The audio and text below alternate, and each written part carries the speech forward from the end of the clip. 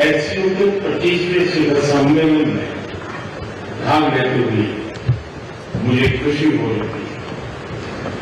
हमारे शानदार स्वागत और आतिथ्य सत्कार के लिए मैं राष्ट्रपति श्री का हार्दिक आभार व्यक्त करता हूं। आज उज्बेकिस्तान का इंडिपेंडेंस डे है। कल किर्गिस्तान का राष्ट्रीय दिवस था। इस अवसर पर मैं दोनों लीडर्स को बधाई और शुभकामनाएं देता हूं। एक्सेलेंसी, पिछले 24 वर्षों में एचसीयू का पूरे यूरेशिया क्षेत्र की एक्सटेंडेड फैमिली को जोड़ने में बहुत महत्वपूर्ण योगदान रहा। भारत ने एक सक्रिय सदस्य के रूप में हमेशा कंस्ट्रक्टिव और सकारात्मक भूमिका निभाई। एचसीयू को लेकर भारत की सोच और नीति 3 मुख्य स्तंभों पर आधारित है। एससीओ, एस सिक्योरिटी, सी कनेक्टिविटी, ओ अपॉर्चुनिटी। पहले स्तंभ एस यानी सिक्योरिटी के संदर्भ में मैं कहना चाहता हूं कि सुरक्षा, शांति और स्थिरता किसी भी देश के विकास का आधार है। किंतु इस मार्ग में आतंकवाद, अलगाववाद और अतिवाद बड़ी चुनौतियां हैं। आतंकवाद सिर्फ किसी देश की सुरक्षा ही नहीं बल्कि पूरी मानवता के लिए एक साझा चुनौती है। कोई देश, कोई समाज, कोई नागरिक अपने आप को इससे सुरक्षित नहीं समझ सकता। इसलिए आतंकवाद से लड़ाई में भारत ने एकजुटता पर बल दिया। इसमें एचसीयू रेड्स की बहुत महत्वपूर्ण भूमिका रही। इस वर्ष भारत ने ज्वाइंट इंफॉर्मेशन ऑपरेशन को लीड करते हुए अल-कायदा और इससे जुड़े आतंकी संगठनों से लड़ने का इनिशिएटिव किया।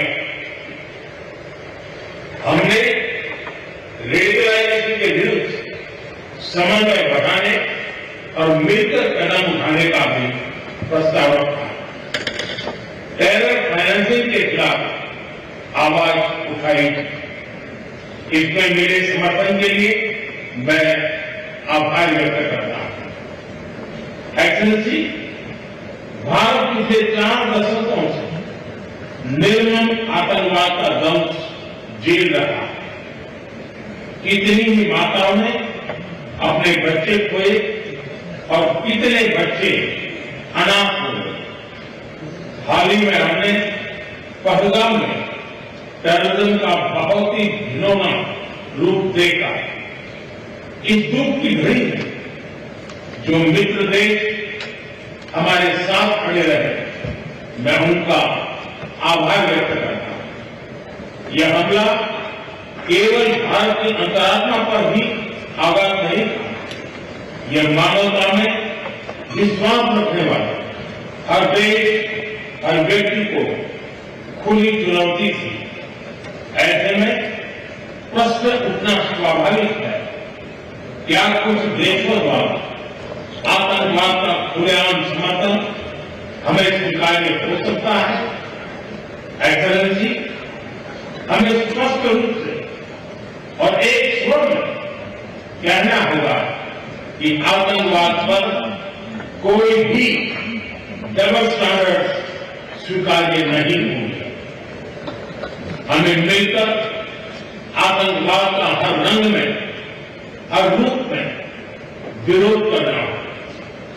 ये मानवता के प्रति हमारा दायित्व है। एक्सलेंसी, अब मैं दूसरे स्तंभ सी यानी कनेक्टिविटी पर अपने विचार रखना चाहूंगा। भारत का हमेशा से मत रहा है कि मजबूत कनेक्टिविटी से केवल व्यापार ही नहीं बल्कि विश्वास और विकास के द्वार भी खुलते हैं। इसी सोच के साथ हम चाबहार पोर्ट और international north south transport corridor जैसे इनिशिएटिव पर काम कर रहे हैं। इनसे हम अफगानिस्तान और मध्य एशिया के साथ संपर्क बढ़ा सकते हैं। हमारा मानना है कि कनेक्टिविटी के हर प्रयास में संप्रभुता और क्षेत्रीय अखंडता का सम्मान होना चाहिए। यह भी एससीओ चार्टर के मूल सिद्धांतों में भी विदित है। Connectivity that bypasses sovereignty, losing trust and meaning. Excellency, तीसरा स्तंभ है ओ यानी opportunity. Opportunity for cooperation and reform. 2023 में भारत की अध्यक्षता के दौरान नई ऊर्जा और विचारों का संचार हुआ।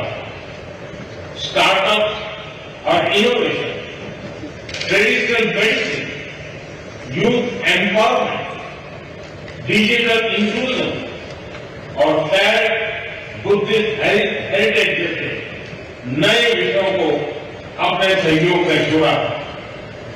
हमारा प्रयास था कि एससीओ को सरकारों के परे भी ले जाए। सामान्य मानवी, यंग साइंटिस्ट, स्कॉलर्स और स्टार्टअप को भी आपस में जोड़े। हमारे पीपल टू पीपल टाइम को दृढ़ता देने के लिए मैं आज एक और सुझाव रखना चाहूंगा। एससीओ के अंतर्गत एक सिविलाइजेशन डायलॉग फोरम बनाया है। इससे हम अपनी प्राचीन सभ्यताओं, कला, साहित्य और परंपराओं को वैश्विक मंच पर साझा कर सकते हैं। एक्सेलेंसी, आज भारत रिफॉर्म, परफॉर्म, ट्रांसफॉर्म के मूल मंत्र पर आगे बढ़ रहा है। कोविड हो या वैश्विक आर्थिक अस्थिरता, हमने हर चुनौती को अवसर में बदलने का प्रयास किया। हम लगातार वाइड रेंजिंग रिफॉर्म पर काम कर रहे हैं। इस देश में विकास के साथ साथ अंतर्राष्ट्रीय सहयोग के लिए भी नए अवसर खुल रहे हैं। मैं आप सभी को भारत की विकास यात्रा से जुड़ने के लिए आमंत्रित करता हूं। एक्सेलेंसी, यह खुशी की बात है कि एससीओ भी समय के अनुरूप इवॉल्व हो रहा है। ऑर्गेनाइज्ड क्राइम, ड्रग ट्रैफिकिंग और साइबर सिक्योरिटी जैसी समकालीन चुनौतियों से निपटने के लिए 4 नए केंद्र बनाए जा रहे हैं।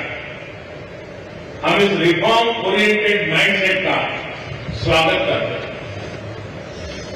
वैश्विक संस्थानों में रिफॉर्म के लिए एससीओ सदस्य आपसी सहयोग बढ़ा सकते हैं।